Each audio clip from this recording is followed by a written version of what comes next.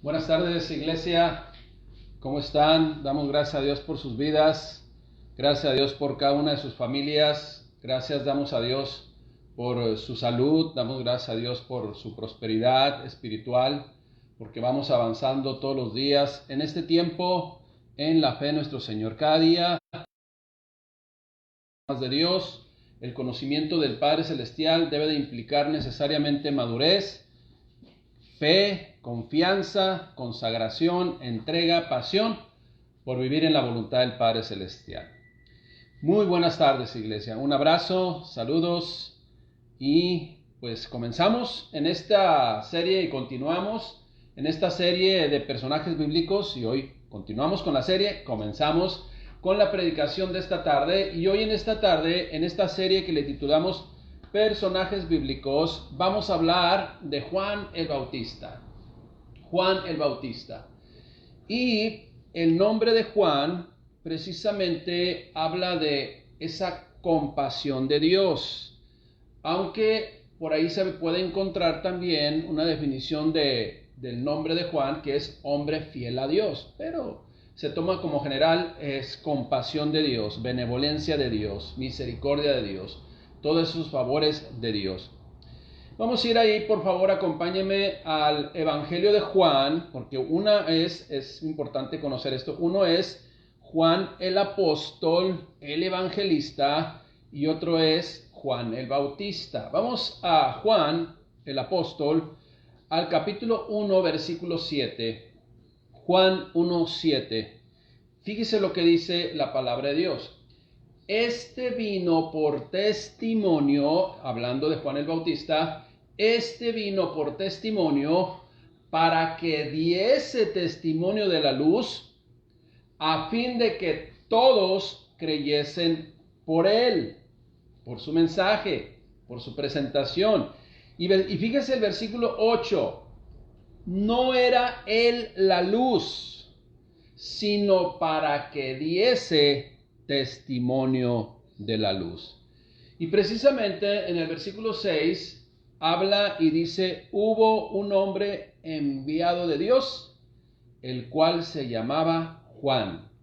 ¿Juan cuál? Juan el Bautista. Juan el Bautista, iglesia, tuvo un buen ejemplo de fe en casa. Su padre fue Zacarías, no el profeta, aunque profetizó ahí en el Evangelio, pero no fue él que escribió el libro del profeta Zacarías ahí en el Antiguo Testamento, no. Zacarías era otro hombre, es como los nombres Juan, ahorita es el nombre de Juan, el nombre de Jesús, el nombre de José, el nombre de muchos nombres bíblicos se ponen de moda. En ese tiempo había Zacarías, había varios nombres que se repetían. Juan también, había varios, Marcos también. Entonces, Judas, ni se diga, también había varios. En este caso conocemos dos en la Escritura. Pero se está refiriendo precisamente a Juan el Bautista. Este vino por testimonio para que diese testimonio de la luz a fin de que todos creyesen en él. ¿A quién? Al que iba a presentar. Insisto y reafirmo y confirmo, no era él la luz, sino para que diese testimonio de la luz. Tuvo un buen ejemplo en casa. Su madre Elizabeth, su padre Zacarías. Fíjese lo que dice la palabra de Dios acerca de Elizabeth y de Zacarías, que eran una familia irreprensible, una familia que daba buen ejemplo. De Juan el Bautista, los 4 evangelios hablan. De ahí la importancia de este ser humano, de este servidor de Dios, de este enviado de Dios, en donde, por ejemplo, en el Evangelio de Mateo es el que contiene esas referencias al Antiguo Testamento, algunos por palabras de nuestro Señor Jesucristo, en donde precisamente habla del profeta Isaías o de la profecía de Isaías, de la venida también de Juan el Bautista, que iba a preparar, como dice la propia Escritura, el camino del Señor. Y esto lo podemos encontrar en Mateo, haciendo referencia a Isaías 43. Voz del que clama en el desierto, en un lugar solo, preparad camino a Jehová, enderezad calzada en la soledad a nuestro Dios. También Malaquías habla de ello. Malaquías 3:1 dice: He aquí yo envío mi mensajero, el cual preparará el camino delante de mí, y vendrá súbitamente a su templo el Señor, a quien vosotros buscáis, y el ángel del pacto, a quien deseáis vosotros. He aquí viene, ha dicho Jehová de los ejércitos. Jesús mismo esto lo mencionó en Mateo 11:10. Porque este es de quien está escrito: He aquí yo envío mi mensajero delante de tu faz, el cual preparará tu camino delante de ti. Eso es lo que menciona Mateo. En Marcos presenta a Juan el Bautista precisamente como el cumplidor de la profecía de Isaías. ¿Sí? El cumplidor, así Juan presenta a Juan el Bautista como el cumplidor de la profecía de Isaías. Lucas narra la milagrosa concepción de Isabel, la cual era estéril y que también lo concibieron en su vejez. Juan el Evangelista, o el apóstol Juan, describe a Juan el Bautista como el hombre enviado por Dios que, insiste, no era la luz, pero que vino como testigo para dar testimonio de la luz. Ahora, tampoco Juan era el Elías, porque hay este conflicto también, ¿no? Que era el Elías que había de venir otra vez. No. El mismo Señor Jesucristo en Lucas capítulo 1, versículo 17, por eso es importante que veamos los términos y aprendamos a leer los términos para no entorpecer, no estorbar lo que el Espíritu Santo quiere revelarnos. Dice el Señor Jesucristo que Juan venía en el espíritu y poder de Elías. Ahora, la palabra espíritu en este versículo o en esta frase del Señor Jesucristo habla en la acción, en la actitud, ¿sí? Y en el poder de Elías, o sea, haciendo como una semejanza en esas características. Bueno, y aclarando esto, les sigo compartiendo que Juan el Bautista apareció, por lo tanto, como un heraldo. Y usted se va a dar cuenta, o muchos se van a dar cuenta, otros ya sabían. Por eso hay un periódico que se llama El Heraldo, es el que da las noticias. Precisamente entonces, como le digo, Juan el Bautista apareció como un heraldo. Su cometido, su propósito era anunciar la proximidad del Rey, de Jesucristo, y preparar su camino. El ministerio de Juan el Bautista fue tan importante, como le mencioné y le comprobé hace unos momentos, que los 4 evangelios lo mencionan. Ahora, la razón de esta popularidad o de este mencionar y que para que todos lo conocieran, precisamente porque fue, como dice el Evangelio de Juan, capítulo 1, versículo 6, hubo un hombre enviado de Dios, el cual se llamaba Juan. Este vino por testimonio para que diese testimonio de la luz, a fin de que todos creyesen por él. Vino a anunciar, vino a tocar trompeta que venía el Salvador, el Mesías esperado. Ahora, el versículo 8, como le digo, y tenemos que reafirmar esto porque él mismo dijo: yo no soy, más bien yo, el que viene después de mí, yo no soy ni siquiera digno de desatarle la correa del calzado. Pero venía a anunciar, a tocar trompeta, ahora sí, en el contexto actual, a poner la alfombra roja para que pasara el maximizado de los hombres, ¿sí? El deseado de los hombres, el Mesías, el Salvador de toda la humanidad. Entonces, no era él la luz, Juan, sino para que diese testimonio de luz, aquella luz verdadera que alumbra a todo hombre, iba a venir a este mundo. Y Juan lo único que hizo fue anunciar. Aprendamos pues en este día lo que Dios nos desea enseñar, siempre por medio de su palabra, cuando hoy estemos hablando, predicando de Juan el Bautista. ¿Qué es lo que vamos a conocer ahora de Juan el Bautista? Su nacimiento milagroso, su voto de nazareo, su propósito y su muerte. Vamos a ir a desarrollar estos 4 puntos. Su nacimiento. Acompáñenme por favor a Lucas capítulo 1, versículo 5. Nacimiento de Juan el Bautista. Lucas 1:5. Voy a tomarlo ahí. En otros evangelios también viene, pero voy a tomarlo de Lucas 1:5. Hubo en los días de Herodes, ¿ok? que por cierto fue el que mandó cortarle la cabeza a Juan. Hubo en los días de Herodes, rey de Judea, un sacerdote llamado Zacarías, de la clase de Abías. Su mujer era de las hijas de Aarón y se llamaba Elisabet.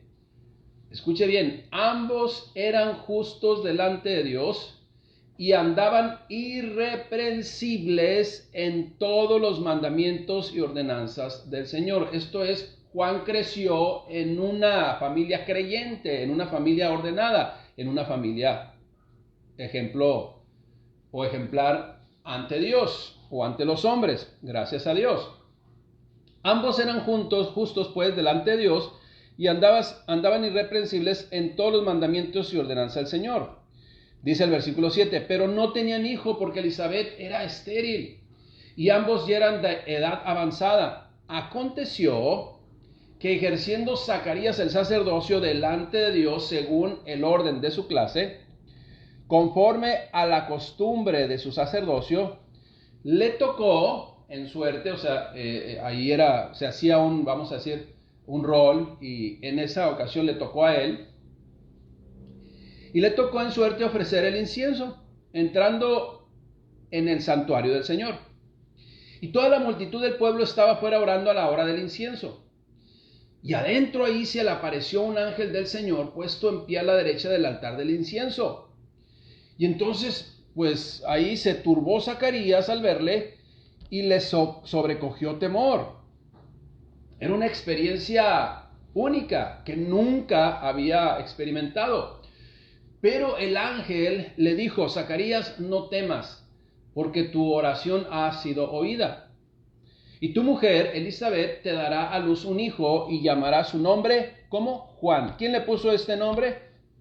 ¿Sí? De parte de Dios, el ángel que había sido enviado a Zacarías. Versículo 14, y tendrás gozo y alegría, y muchos se regocijarán de su nacimiento, porque será grande delante de Dios. Con una característica, dice, no beberá vino ni sidra, nada que esté contaminado, nada que esté fermentado. Y será lleno del Espíritu Santo aún desde el vientre de su madre. Y hará que muchos de los hijos de Israel se conviertan al Señor de ellos. Fíjense nada más. Tenían religión, pertenecían eran descendientes de alguna de las 12 tribus de Israel, pero no eran creyentes. Porque dice, hará que se conviertan. Porque será grande delante de Dios, no beberá vino de sidra y será lleno del Espíritu Santo aún desde el vientre de su madre. Y hará que muchos de los hijos de Israel se conviertan al Señor de ellos. E irá delante de él con el espíritu y el poder de Elías. Fíjese bien lo que dice. Y irá delante de él con el espíritu y el poder de Elías, para hacer volver los corazones de los padres a los hijos y de los rebeldes a la prudencia, ¿sí?, de los justos, para preparar al Señor un pueblo bien dispuesto. Dijo Zacarías al ángel, ¿en qué conoceré esto? Porque yo soy viejo y mi mujer es de edad avanzada. Respondió el ángel, le dijo, yo soy Gabriel, que estoy delante de Dios, y he sido enviado a hablarte y darte estas buenas nuevas, buenas noticias, y ahora quedarás mudo y no podrás hablar hasta el día en que esto se haga, por cuanto no creíste mis palabras, o sea, dudaste. Y Zacarías no creíste, las cuales se cumplirán en su tiempo. Versículo 21. Y el pueblo estaba esperando a Zacarías y se extrañaba de que él se demorase en el santuario. Pero cuando salió, no les podía hablar. Y comprendiendo que había visto visión en el santuario, él les hablaba por señas y permaneció mudo. Y cumplidos los días de su ministerio, se fue a casa, siguió sirviendo a Dios. Después de aquellos días, concibió su mujer Elisabet y se recluyó en casa por 5 meses, diciendo, así ha hecho conmigo el Señor en los días en que se dignó quitar mi afrenta entre los hombres. Porque en aquellos tiempos, el ser estéril para una mujer era prácticamente pues señalada como una persona que no daba fruto, que no podía multiplicarse, y la descendencia para las familias era importante. Me voy a brincar al versículo 57, Lucas 1:57, fíjese bien. Y cuando Elizabeth se le cumplió el tiempo de su alumbramiento, dio a luz un hijo, y cuando oyeron los vecinos y los parientes que Dios había engrandecido para con ella su misericordia, y se regocijaron con ella. Versículo 59. Aconteció que al 8º día vinieron para circuncidar al niño, y le llamaban con el nombre de su padre. A ver, vamos a circuncidar a Zacarías, al junior, a Zacairitas. Pero respondió su madre, dijo, no, se llamará Juan. Le dijeron, ¿por qué? No hay nadie en tu parentela que se llame con ese nombre. Entonces preguntaron por señas a su padre cómo le quería llamar, y pidiendo una tablilla escribió diciendo, Juan es su nombre. Y todos se maravillaron. Al momento fue abierta su boca y suelta su lengua, y habló bendiciendo a Dios. Y se llenaron de temor todos sus vecinos, y en todas las montañas de Judea se divulgaron estas cosas. Y todos los que le oían le guardaban en su corazón diciendo, ¿quién pues será este niño? Y la mano del Señor estaba sobre él. ¿Quién puso el nombre, en este caso, a este descendiente de Zacarías y de Elizabeth? Dios, porque Dios iba a mostrar su misericordia, Dios iba a mostrar su bondad por medio de él, anunciando, preparando el camino del gran Salvador, Jesucristo nuestro Señor.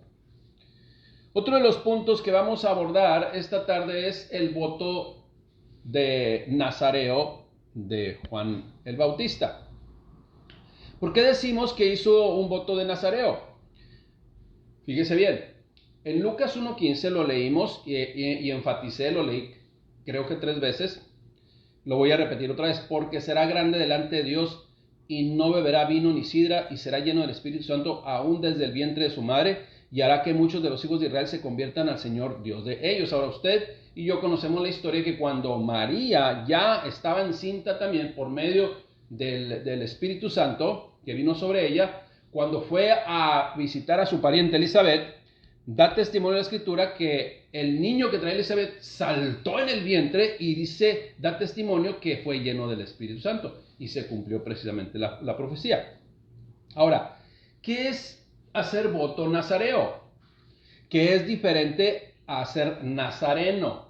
Nazareno quiere decir que nació en Nazaret, por eso decían Jesús de Nazaret, y muchos que eran de Nazaret decían que eran de Nazaret. Entonces es diferente nazareno a nazareo. Nazareo era un voto, un compromiso, una promesa a Dios. Esa promesa a Dios es que los nazareos eran para los antiguos hebreos hombres consagrados al Señor, que deberían abstenerse de vino u otras bebidas embriagantes. Por eso dice, no beberá ni vino ni sidra, porque estaban fermentados. No se cortaban el cabello tampoco. Y también los nazareos no podían acercarse a los muertos, y poseían una fuerza o una fe espiritual especial. Por ejemplo, en el Antiguo Testamento, un nazareo famoso fue Sansón, que pues faltó a sus votos. Acuérdense que siempre en todas las dispensaciones y todas las ordenanzas de Dios, siempre el ser humano es el que falta a sus compromisos. En este caso también Sansón, que tenía voto de nazareo, pues faltó a su compromiso, y vemos las consecuencias, que usted y yo conocemos. Las consecuencias, bueno, Juan el Bautista también se fue ofrecido a Dios, y precisamente tuvo este compromiso delante de Dios. El comentario que voy a realizar a continuación, a muchas personas no les gusta. Sin embargo, es necesario que estemos conscientes de ello. Pregunto, fíjese bien lo que le voy a preguntar. Actualmente, ¿qué significa consagrarse a Dios? Pregunto, actualmente, ¿qué significa consagrarse a Dios? Hacer voto, ¿sí? De que seamos personas radicales, que renunciamos al mundo, porque estamos en el mundo, pero no somos del mundo, para obedecer la palabra de Dios. Como Josué le dijo al pueblo, yo no sé ustedes, pero en mi casa y yo serviremos a Dios. Entonces, el consagrarse es para todo cristiano. Pregunto, entonces, ¿qué significa poner la mira en las cosas de arriba y no en las de la tierra? Precisamente implica tomar como Señor a nuestro Dios, como el dueño de nuestras vidas y hacer su voluntad, obedecer su palabra. ¿Qué significa, repito, yo y mi casa serviremos a Dios? ¿Acaso solamente esto es para los servidores que están ahí en la iglesia entregados a hacer un servicio a Dios? ¿O será para quienes ya tienen más de 15 años en el cristianismo? ¿O es solamente para identificarse como hijos de Dios?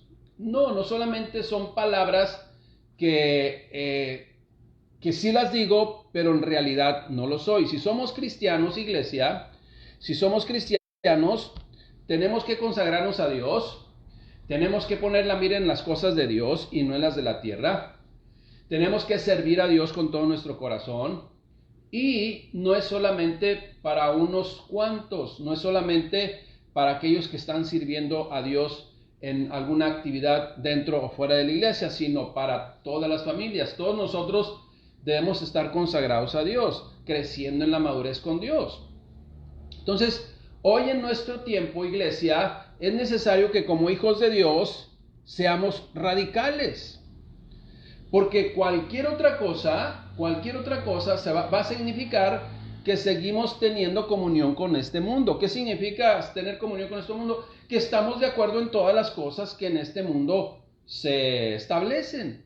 Usted y yo sabemos de cosas que violentan las leyes de Dios, pero quieren meterse como reglas en la sociedad para entonces tener una licencia para seguir viviendo de una forma incorrecta, pues ignorando la voluntad de Dios. Pero a lo mejor el ser humano pecador, a lo mejor el ser humano desobediente puede emitir leyes desobedientes a Dios y van a estar justificados ante las leyes del hombre, pero ante Dios jamás. Por eso es importante conocer lo que dice Dios en su palabra. Entonces, si nosotros no somos radicales, si nosotros como creyentes seguimos viviendo como el mundo, pues entonces seguimos teniendo comunión con el mundo, seguimos teniendo comunión con las tinieblas y por lo tanto, aunque nos llamemos cristianos, no lo somos, no somos hijos de Dios. Es importante que tengamos esa perspectiva. Juan el Bautista hizo el voto de los nazareos. Se consagró a Dios, sirvió a Dios, tuvo un propósito como servidor de Dios. Y eso debió hacerlo, bueno, en aquellos tiempos era otra costumbre, era otra, vamos a llamarle otra forma de decir, soy más entregado, soy más consagrado, estoy en otro nivel espiritual, por llamarle así.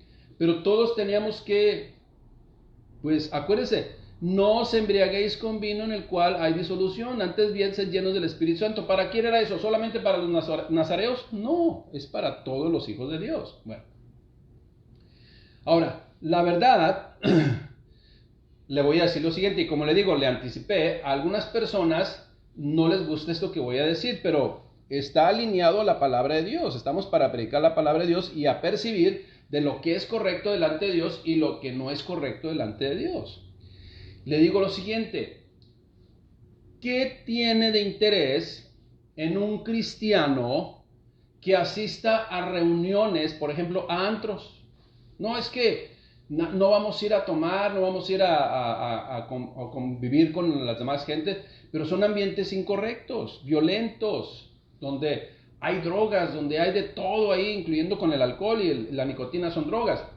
Pero ¿qué tiene que andar haciendo un cristiano ya nacido de nuevo en las reuniones, por ejemplo, de la secundaria? Es que se van a reunir los amigos de la secundaria, o los amigos de la preparatoria, o la universidad, ¿sí? Fíjese, si usted va a esas reuniones como cristiano, y si va, pues quiere decir que pues no ha entendido, no hemos comprendido de qué se trata el cristianismo.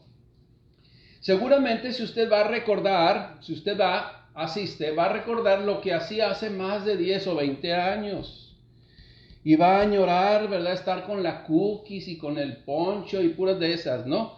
Él va a estar ahí y ¿qué va a hacer? Recordar, ¿te acuerdas cuando éramos novios? ¿Te acuerdas cuando hicimos? Y ahí van a estar dándole vueltas y vueltas y vueltas.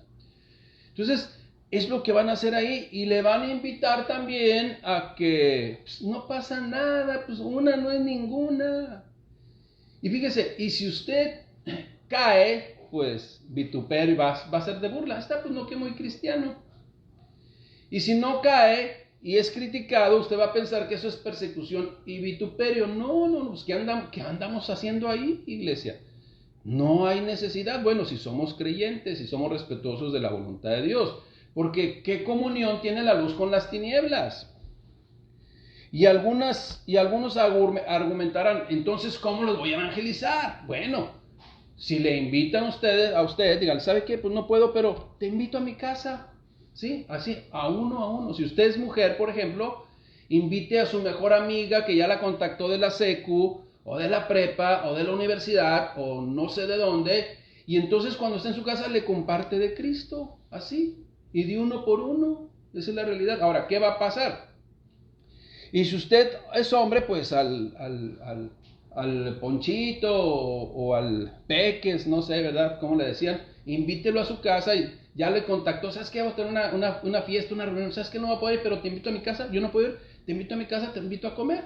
Y ya le comparte el evangelio. Ahora, si usted le comparte de Cristo, porque acuérdese que teníamos el pretexto de cómo lo voy a evangelizar, pues así. Entonces, si usted hace esto, sucederán dos cosas. Número uno, bueno, primero que nada dar testimonio que verdaderamente Cristo es su prioridad y que quiere obedecer a Dios antes que a los compadres o a los amiguchos, ¿no? Pero si usted invita a su amiguita o a su amigucho, la mujer es a su amiguita, los hombres a su amigucho, pues sucederán dos cosas. O les sigue buscando y se convierte después de un tiempo, o ya no le habla. Así de sencillito. Y si ya no le habla, pues quiere decir que ya tampoco le va a invitar a las reuniones. Y si le sigue hablando, pues para que le predique la palabra de Dios. Y algunos quizás dejen de hablarle por cierto tiempo, pero cuando tengan alguna necesidad, ya saben quién es usted y ya sabe cuál es su condición de vida y posiblemente pidan el consejo. Esa es la realidad. Porque si le habla y le invita a un antro, como le llaman ahora, pues entonces esa persona, si usted acepta, pues no es el lugar para estar compartiendo el evangelio, ¿no? Y no es el lugar para que un cristiano esté ahí. Así es de que, pues tenemos que tener esa consagración a Dios. Y ese es el mensaje que de repente la palabra de Dios nos da a través de Juan el Bautista. Era consagrado, era entregado. En su contexto, hoy en nuestro contexto, no podemos contaminarnos con las cosas que hay en el mundo. Mire, en unas semanitas más, viene una celebración a la muerte, viene una celebración a los fantasmas, viene una celebración a las brujas, y quién sabe qué cuánto más. Y se vuelve a repetir lo narrado en el libro de los Hechos. Vamos a ir a Hechos 19:23. Estamos hablando de Juan el Bautista, un hombre consagrado a Dios, un hombre que supo que era servir a Dios, que supo que ser del pueblo de Dios, y en su casa vivió en un ambiente de Dios, precisamente por eso fue radical, porque en su casa se le enseñó a respetar a Dios.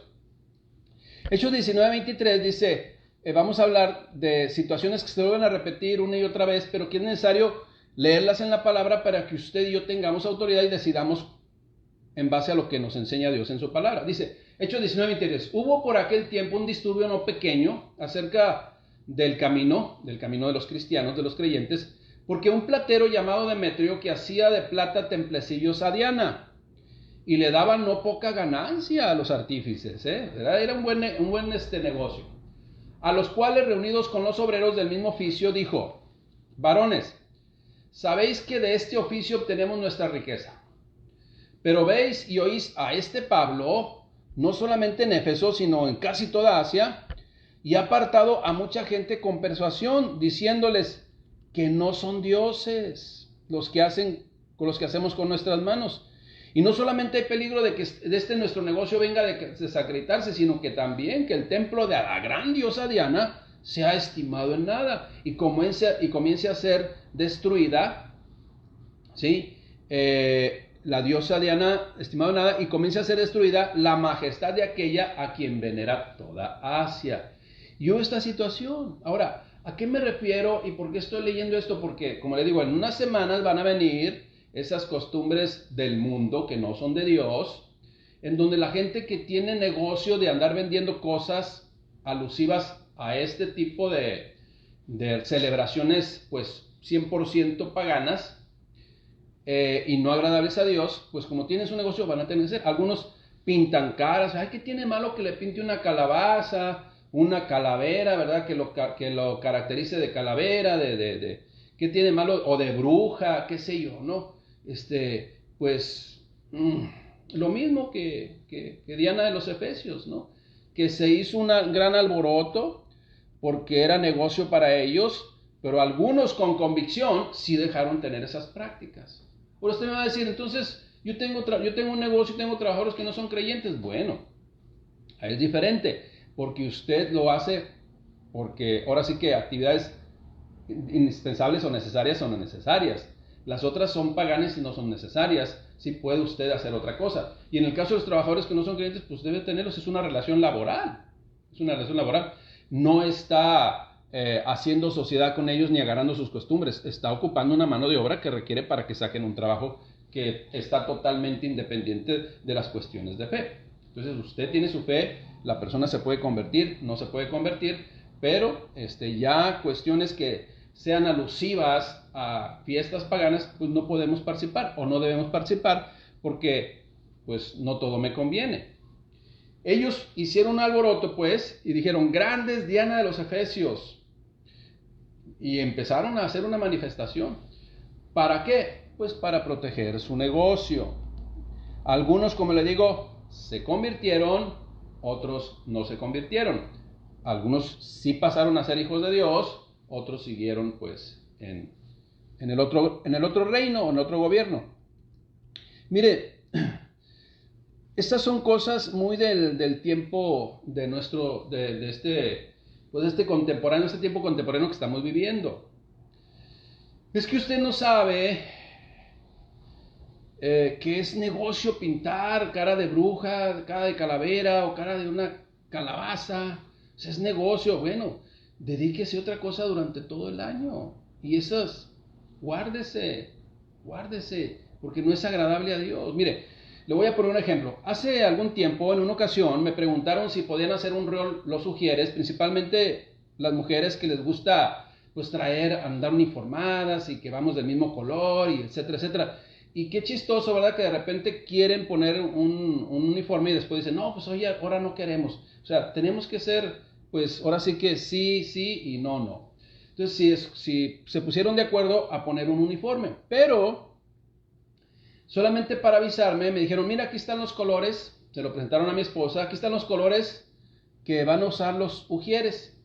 Yo me fijé ahí y fíjese, ven, ahí va el comentario. Y les dije lo siguiente, y con la respuesta que yo les di, usted se va a dar cuenta qué es lo que estaba aconteciendo. Le dije, ok, está bien, están perfectos los colores, todos esos están bonitos, y sí, está bien, vamos a participar. Nada más que el anaranjado no lo pongan en octubre. ¿Okay? El anaranjado no lo pongan en octubre. Lo pueden poner en febrero, marzo, abril, mayo, lo más cercano a octubre, pero en octubre no me pongan anaranjado. No vaya a ser que se vaya a confundir la gente. Entonces a algunos no les gustó. ¿Por qué? Porque realmente las intenciones eran otras cosas, ¿no? Es participar precisamente de una forma discrecional, pues en el mundo. Cosas que precisamente para eso estamos los pastores.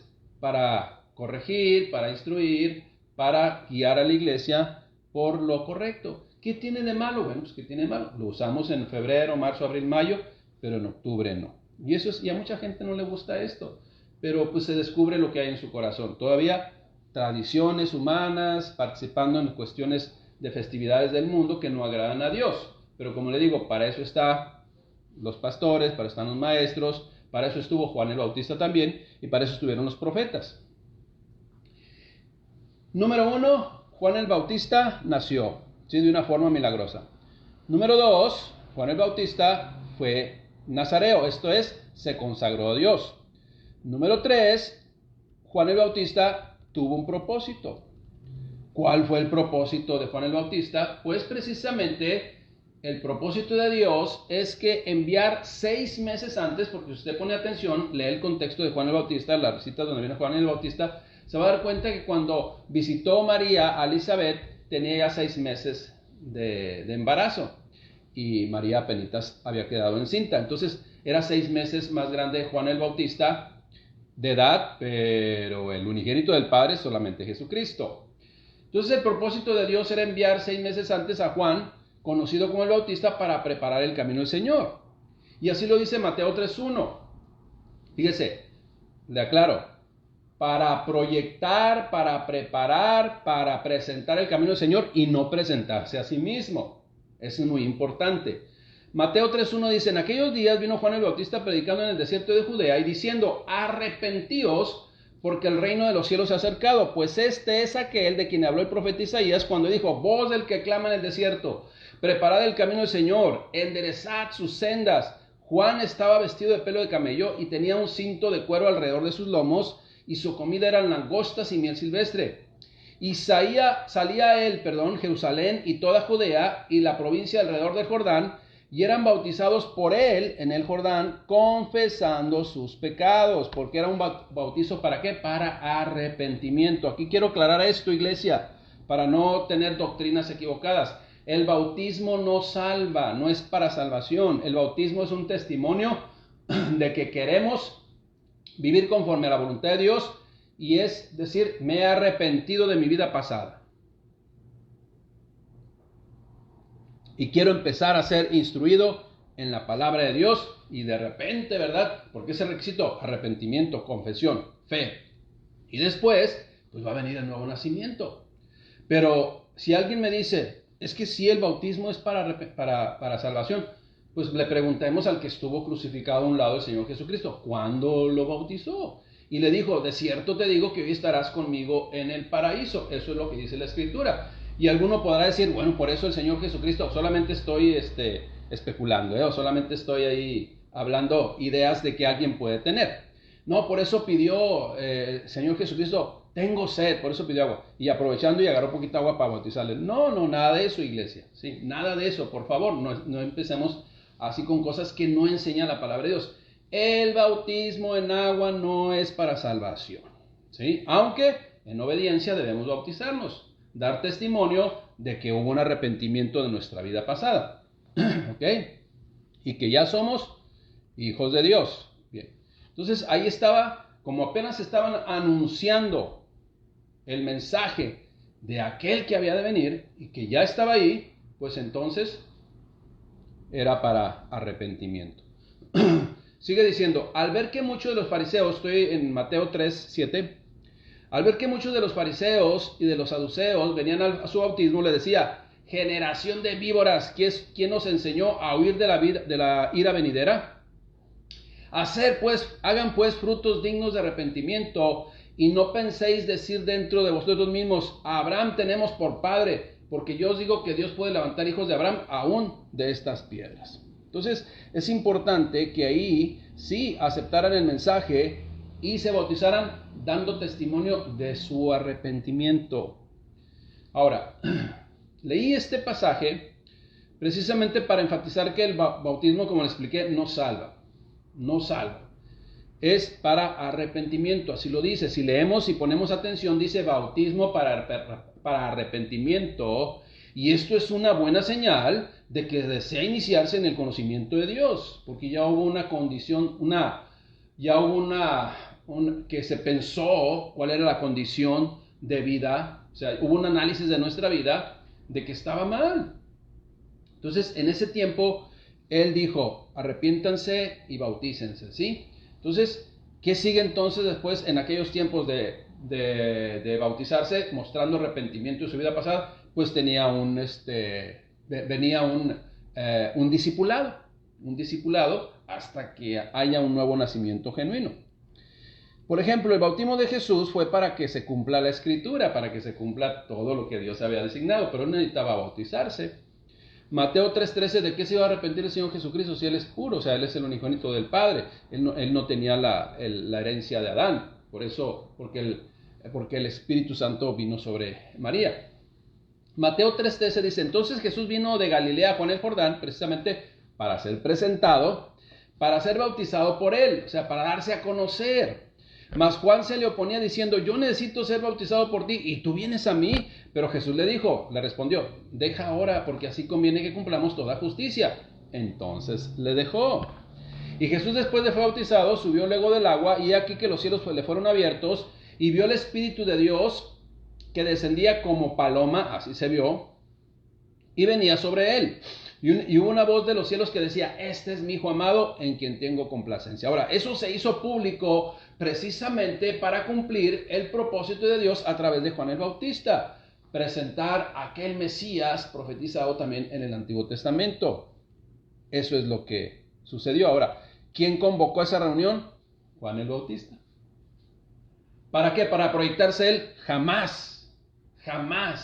El propósito principal por el cual Juan el Bautista fue enviado por Dios, o sea, su ministerio que debería cumplir fue el de preparar el camino del Señor, anunciar la llegada del Señor, presentar públicamente al Mesías prometido por Dios y esperando, y que estaba esperado precisamente por todos los hombres. Sin embargo, muchos no creyeron esta anunciación y muchos actualmente siguen sin creer. Mire, fíjese lo que dice. Mateo 11:7 dice palabras de nuestro Señor Jesucristo. Mientras ellos se iban, porque esa cita no la puse porque por cuestión de tiempo, que ya nos faltan 10 minutitos. Acuérdense que Juan el Bautista cuando estaba en la cárcel dijo, vayan a preguntar a Jesucristo si él es o había otro que había de venir. O sea, ya empezó a tener confusión ahí él. Entonces cuando fueron y le preguntaron, Jesucristo le contestó, le mandó a decir, mira, pues todo lo que está aconteciendo por tus propios ojos, verifica si eso no es. Entonces ahí estuvo la respuesta. Y mientras esos mensajeros se iban, comenzó Jesús a decir de Juan a la gente, hablando de Juan a la gente, ¿qué saliste a ver al desierto? ¿Una caña sacudida por el viento? Nada más, como cualquier otra cosa. ¿O qué saliste a ver? ¿A un hombre cubierto de vestiduras delicadas? He aquí los que llevan vestiduras delicadas en las casas de los reyes están. Pero, insistió, ¿pero qué saliste a ver? ¿A un profeta? Sí, y os digo, y más que profeta.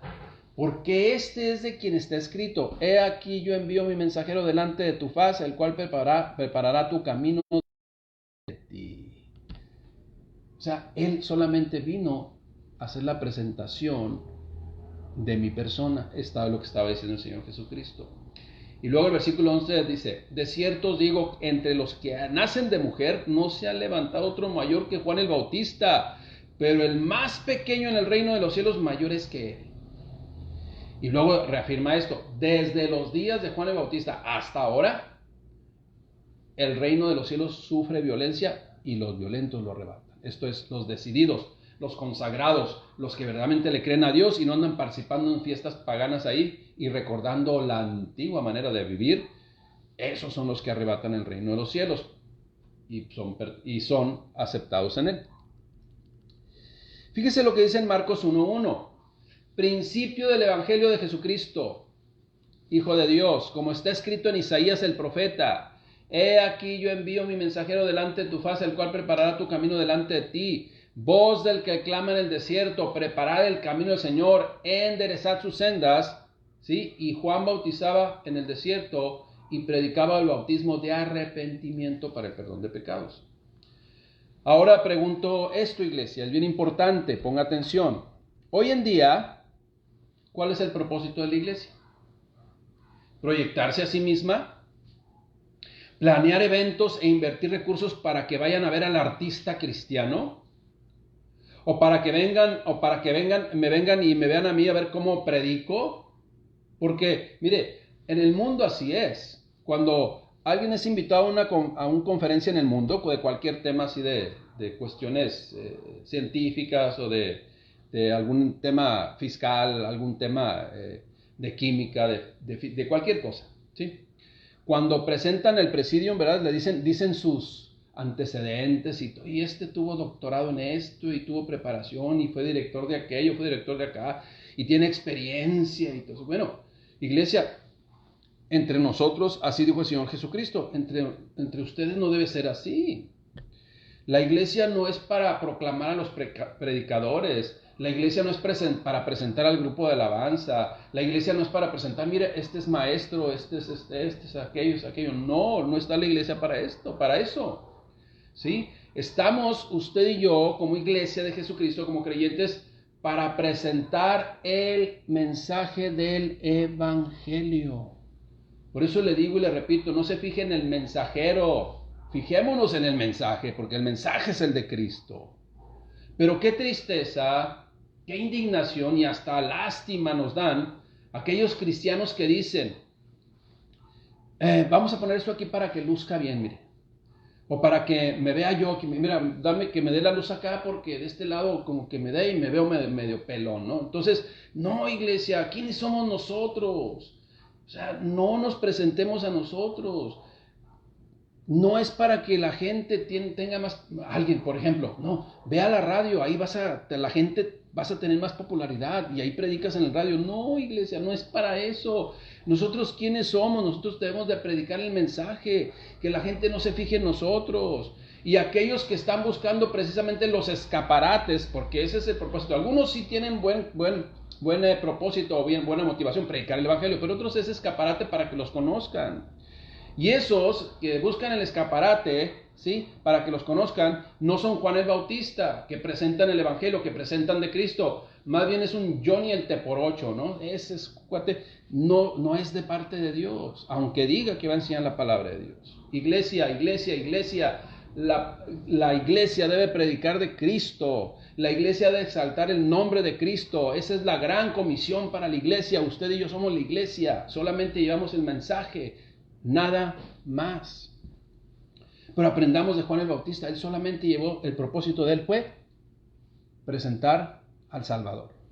¿Cuál es el propósito de usted y mi iglesia? Presentar al Salvador. Cumplamos ese propósito. Y por último, iglesias, la muerte del Señor, de Juan el Bautista. La muerte de Juan el Bautista. Acuérdense, estamos hablando de Juan el Bautista. Mateo 14:1 dice lo siguiente: en aquel tiempo Herodes el tetrarca oyó la fama de Jesús, y dijo a sus criados: este es Juan el Bautista, ha resucitado de los muertos, y por eso actúan en él estos poderes, porque está contando lo que había acontecido, y luego empieza a contar lo que sucedió. Porque Herodes, habiendo arrestado a Juan, prendido a Juan, y le había encadenado y metido a la cárcel por causa de Herodías, mujer de Felipe, su hermano. Ándale. Tenía la amante de Felipe. Ahora sí que tenía de amante a la esposa de Felipe, su hermano. ¿Qué es lo que aconteció? Entonces, como tenía a Herodías, mujer de Felipe, como amante, Juan le decía: no te es lícito tenerla. Y por esa causa, porque Juan el Bautista le confrontó, Herodes, dice el versículo 5, quería matarle, pero temía al pueblo porque tenían a Juan por profeta. Pero cuando se celebraba el cumpleaños de Herodes, la hija de Herodías danzó en medio, se hizo sus danzas ahí sexys, y agradó a Herodes, por lo cual éste le prometió con juramento darle todo lo que pidiese. Ella, instruida por su madre, dijo: dame aquí en un plato la cabeza de Juan el Bautista. Entonces el rey se entristeció, pero como era juramento y lo hizo ante los que estaban con él en la mesa, pues mandó que se la diesen. Y ordenó decapitar a Juan en la cárcel, y fue traída su cabeza en un plato y dada a la muchacha, y ella la presentó a su madre. ¿Todo por qué? Porque Juan le confrontaba que estaba en pecado. Tenía como amante a la esposa de su hermano Felipe. Hoy en día, iglesia, predicar la palabra de Dios, de repente el incomodar a muchos que están sentados en una silla en la congregación de los justos, o a lo mejor en una casa hoy en este contexto de la historia, quizás no lleguen a tanto como Herodes. Esos serán otros tiempos. Sin embargo, la frase sí se aplica en el sentido: hay que cortar la cabeza de este cuate, ¿no? ¿Por qué? Porque está diciendo cosas que están en la Biblia, ¿sí? Pero pues como que algunos dicen: pero es que no es ético.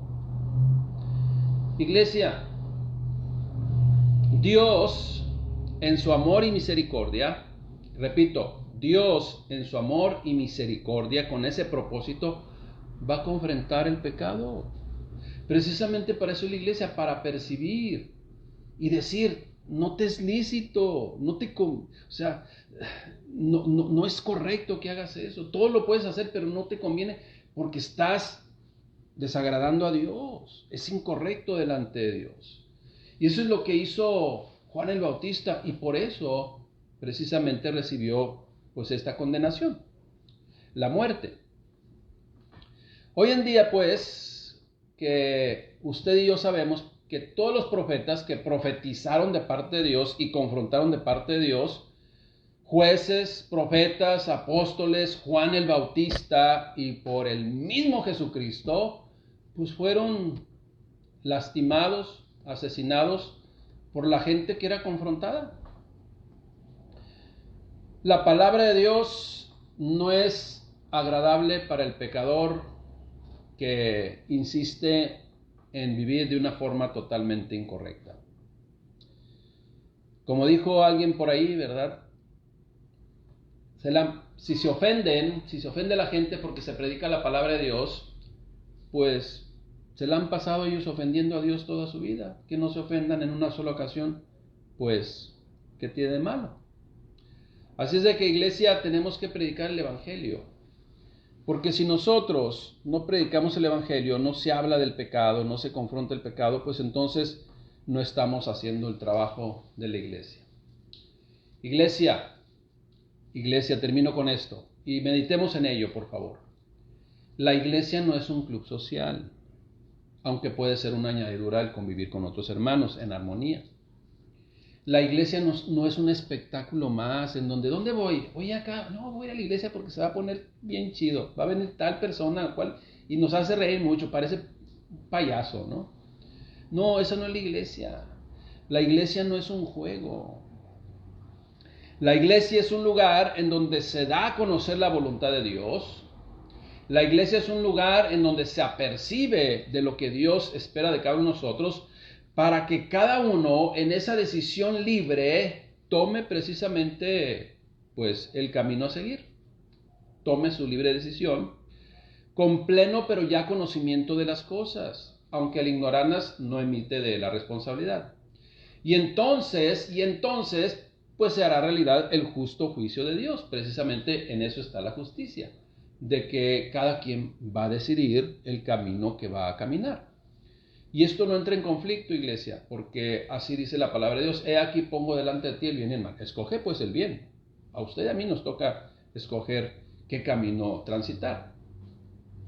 Juan el Bautista, un hombre radical. Juan el Bautista, un hombre que nació milagrosamente.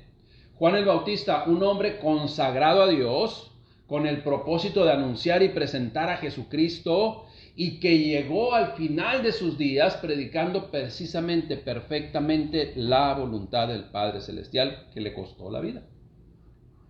Iglesia, son las mismas características y el mismo propósito para la iglesia del siglo XXI. Así es, nació milagrosamente por la muerte de nuestro Señor Jesucristo. Tiene que ser y tenemos que ser consagrados. Tenemos que predicar la palabra de Dios y tenemos que proyectar siempre a Cristo y no a nosotros mismos. Ese es nuestro propósito como iglesia. Mismas características, como le digo, de la iglesia de este siglo XXI. Aprendimos de Juan el Bautista. Gloria a Dios. Damos gracias a Dios porque usted y yo estamos recibiendo el mensaje pleno, que a veces nos confronta, pero es necesario que nos confronte. ¿Para qué? Para estar seguros que estamos caminando en el camino de Cristo, en el camino de Dios, que en un tiempo determinado recibiremos lo que Él ha prometido para usted y para mí. Oremos a nuestro Padre Celestial. Señor, te damos gracias, mi Dios, porque de cada personaje que tú pusiste en la Biblia aprendemos bastante. Gracias, mi Dios, por edificarnos. Gracias, Padre, por confrontarnos. Gracias, mi Dios, por apercibirnos de lo que conviene y no conviene a nuestras vidas. Gracias, Señor, por aquellos predicadores que verdaderamente son temerosos de ti y no temerosos de los hombres, para que prediquen y anuncien las virtudes de aquel que nos llamó de las tinieblas, de la oscuridad, de lo incorrecto, a tu luz admirable, que es lo perfecto. En el nombre de Cristo Jesús te damos gracias, Rey bendito. Te pido una bendición para todas esas familias, que a lo mejor algunos se incomodaron, pero que tú, mi Dios, a través de tu Espíritu Santo, les convenza y les reafirme y establezca, porque ese es tu deseo.